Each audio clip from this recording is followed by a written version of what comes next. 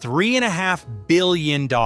That is how much money one television show generated in merchandise between 1966 and 1968. Lunchboxes, costumes, trading cards, toys, $3.5 billion, and the two men who starred in it never saw a penny. The car they drove cost $1. $1 for a forgotten concept car that nobody wanted. That car sold in 2013 for $4.6 million. This is the story of Batman. Not the comic book, not the movies, the television show that turned every boy in America into a crime fighter for 3 years and then vanished. Before we dive in, hit subscribe and drop a comment letting us know where you are watching from. January 12th, 1966. A Wednesday night, you were sitting on the floor in front of the television, the same spot you always sat, close enough that your mother told you to move back. The screen went bright, a fist punched through the frame, and then came the music. Na na na na na na na na na na na na na na na Batman. You did not need to be told what was happening. You did not need a preview or a trailer or a commercial. The moment that theme song hit, you were gone. You were not a boy on a living room floor anymore. You were in Gotham City, and for the next 30 minutes and again the next night, because this show aired twice a week, Wednesday and Thursday, the only show on television that demanded you show up 2 nights in a row, you watched a man in a cape and a mask drive the most incredible car you had ever seen and fight villains with names like the Riddler, the Penguin, the Joker, and Catwoman, and you believed every second of it.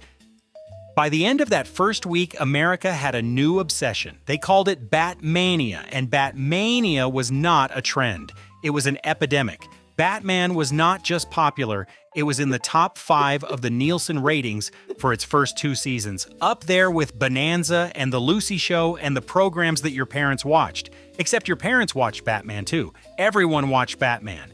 Your teacher watched Batman, your principal watched Batman, the mailman watched Batman, the president's children watched Batman. Batman showed up at the halftime show of the first Super Bowl in 1967. Bam, P-O-W, zap. Those words printed on the screen every time Batman threw a punch became part of the American vocabulary overnight.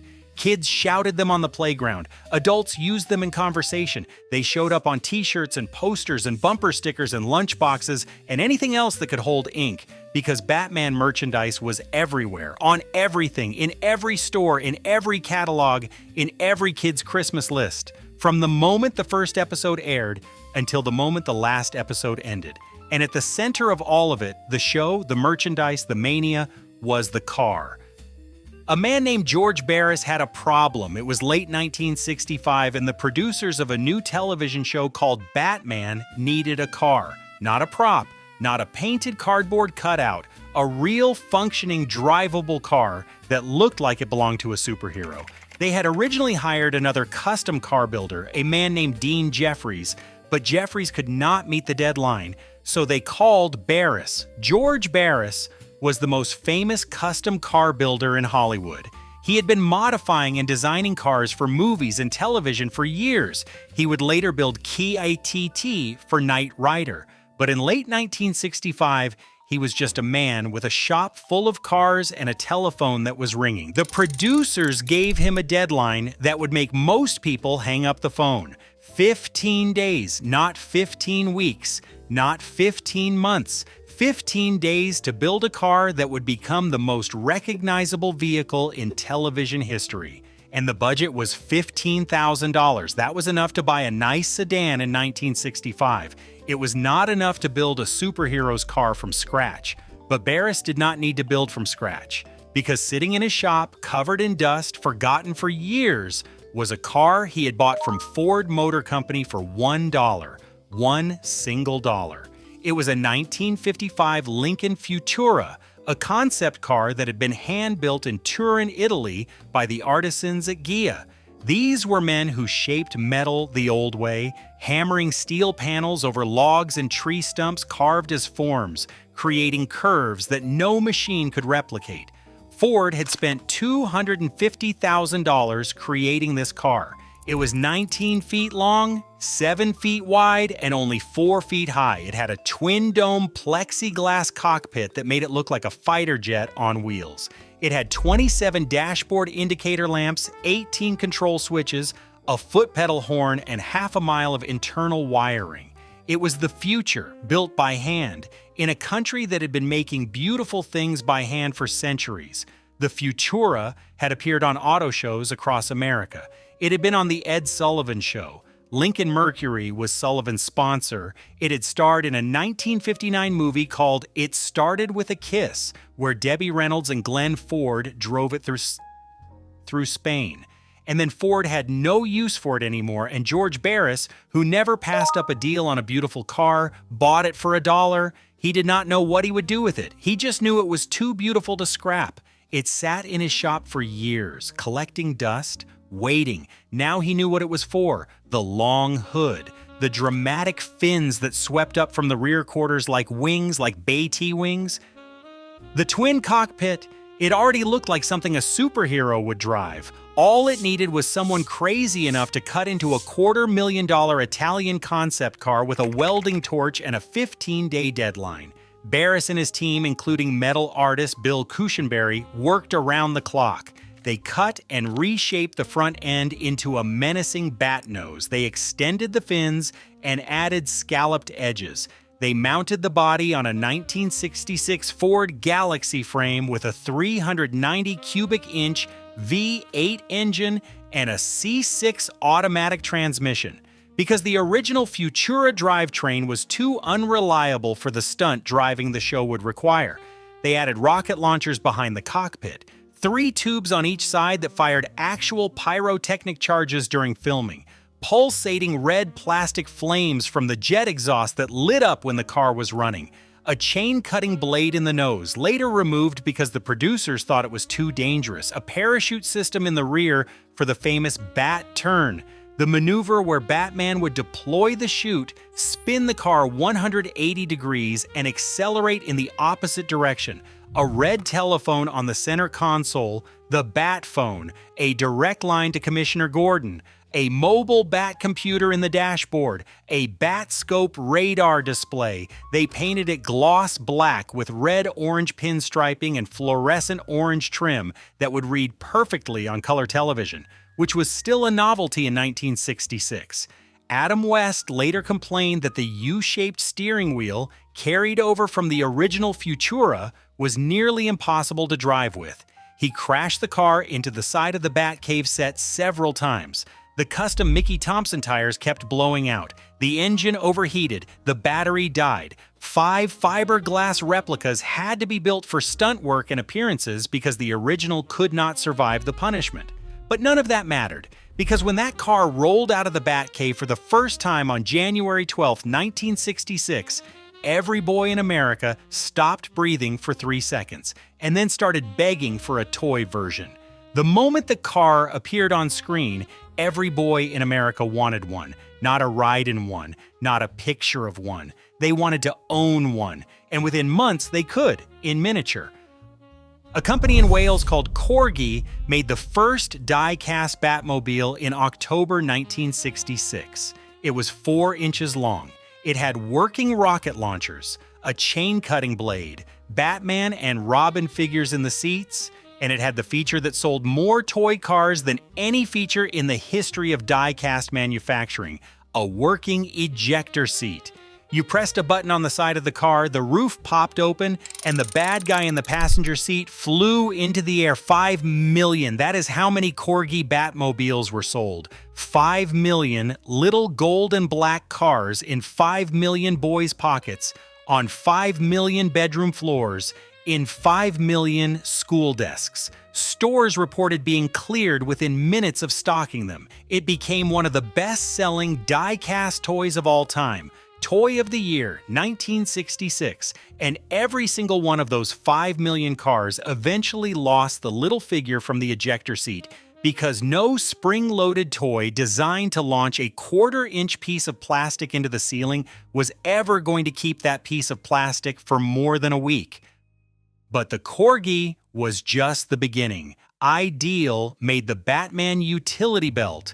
the yellow belt with the bat rope, bat cuffs, bat signal flash, bat gun launcher, and bat rocket grenade. When you strap that belt around your waist, you were not pretending to be Batman. You were Batman. You ran through the backyard with a cape made from a towel and a mask made from construction paper and a belt full of plastic gadgets that did absolutely nothing but felt like everything. An unopened ideal Batman utility belt sells today for $5,000, but none of them are unopened because no child in 1966 left a Batman utility belt in the box. That would have been a crime against childhood. Marx made a complete Batcave playset. Transogram made a 19-inch plastic Batmobile. Captain Action by Ideal sold a Batman costume so your 12-inch action figure could become the Caped Crusader. Trading cards, coloring books, Halloween costumes, board games, Viewmaster reels, puzzles, lunchboxes, pajamas, $3.5 billion in merchandise from a show that ran for 3 seasons and starred 2 men who were paid almost nothing. Burt Ward, the man who played Robin, earned $450 a week. He and Adam West were supposed to receive 5% of the merchandising income. They never saw a penny. Not 1 cent of the $3.5 billion. The producers made $3 million. The hairdresser on the show was paid more than Robin. The man whose face was on every lunchbox in America, whose name was on every costume, whose image was in every toy store, that man made less than the woman who combed his hair. And then it ended. Not slowly, not gradually. It ended the way a light switch ends, one position to the other, with nothing in between. ABC canceled Batman in the spring of 1968. The ratings had dipped in the 3rd season. The show had been moved to Thursday nights only, losing its twice-a-week format that had created the cliffhanger culture that made it essential viewing. The costs per episode were rising. The camp factor that had charmed adults in 1966 had worn thin by 1968. The world was changing. Martin Luther King Jr. had been killed.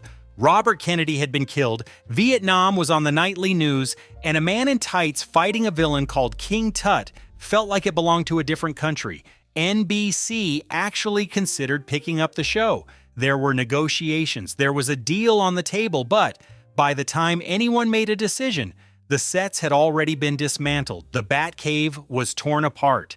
The props were scattered, the costumes were packed in boxes, and the show that had dominated American popular culture for 3 years, the show that had been in the top 5 of the Nielsen ratings, the show that had generated $3.5 billion in merchandise, the show that had made every boy in America want a cape and a mask and a car with rocket launchers, was gone. Not renewed, not rebooted, not reimagined. Gone. One day, Batman was on television twice a week, and the next day he was not on television at all. The merchandise disappeared with it. Not overnight, over months, over a year, over the time it took for store shelves to empty and not be restocked. The Corgi Batmobile stopped being manufactured in their original form. The utility belts vanished from toy store shelves. The Marx playsets were no longer in the Sears catalog. The Halloween costumes were replaced by new characters that no one remembers now, and the toys that every boy had played with. The cars and belts and capes and masks and trading cards and coloring books and Viewmaster reels ended up in boxes, in attics and basements and closets and garages where they stayed for decades. Some were thrown away during spring cleaning, some were donated to Goodwill, some were handed down to younger siblings who did not understand why these toys mattered because they had not been there on that Wednesday night in January 1966 when the screen went bright and the fist punched through and the music started and everything changed. On January 19, 2013, the original Batmobile, the $1 Lincoln Futura, that George Barris transformed in 15 days went up for auction at Barrett-Jackson in Scottsdale, Arizona. It was the first time the car had ever been offered for sale. George Barris had owned it for 49 years. He had stored it, maintained it, shown it at events, leased it for appearances. For nearly half a century, the car that cost $1 and $15,000 in modifications had been his. And now, at 88 years old, he was letting it go. The tent was packed. The auctioneer said the room was brimming with excitement. Bidders had flown in from across the country. Some of them were car collectors, some of them were memorabilia dealers, and some of them were men in their 50s and 60s who had been 6 years old on a Wednesday night in a January 1966 and had never forgotten the sound of that engine and the sight of those fins, and the feeling of believing for 30 minutes twice a week that a man in a cape could save the world. A man named Rick Champagne, a businessman from Arizona, bought the car for $4,620,000, including buyer's premium. The tent erupted.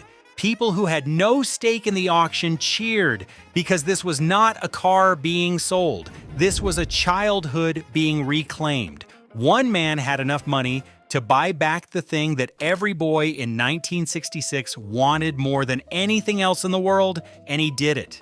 I really liked Batman growing up, Champagne told Reuters after the auction. I came here with the intention of buying the car. Sure enough, I was able to buy it. That was a dream come true. A dream come true. That is what he said. $4,620,000, and he called it a dream come true because he was not buying a car. He was buying the feeling.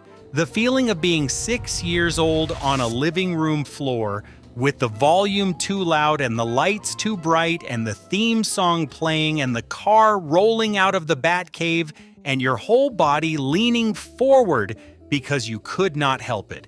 You leaned into that screen the way you leaned into the wind on a bicycle with your whole self. With everything you had. George Barris died on November 5th, 2015. He was 89 years old. He had built the Batmobile. He had built KT from Knight Rider. He had built the Munster Coach. He had built hundreds of cars for film and television over a career that spanned 6 decades. But when people talked about George Barris, they talked about one car, the one that cost $1. The one he built in 15 days, the one that every boy in America wanted to ride in, the one that proved that the most valuable thing in the world is not what something costs, but what it makes you feel. You remember the car, you remember the cape, you remember the music, na na na na na na na na. You remember Wednesday nights and Thursday nights and the cliffhanger at the end of part 1 that made Thursday feel like it was 100 hours away. You remember running through the backyard with a towel on your shoulders. You remember the corgi in your pocket. You remember the belt around your waist. You remember the moment, the exact moment when the Batmobile appeared on screen for the first time and the world split in two, the world before that car and the world after. Same bat time, same bat channel, but the channel went dark and the time never came again. And somewhere in a box, in an attic, in a house you moved out of 40 years ago, there is a small golden black car with a missing figure and a roof that does not close right anymore. And it is worth more than you know, not in dollars, in everything else.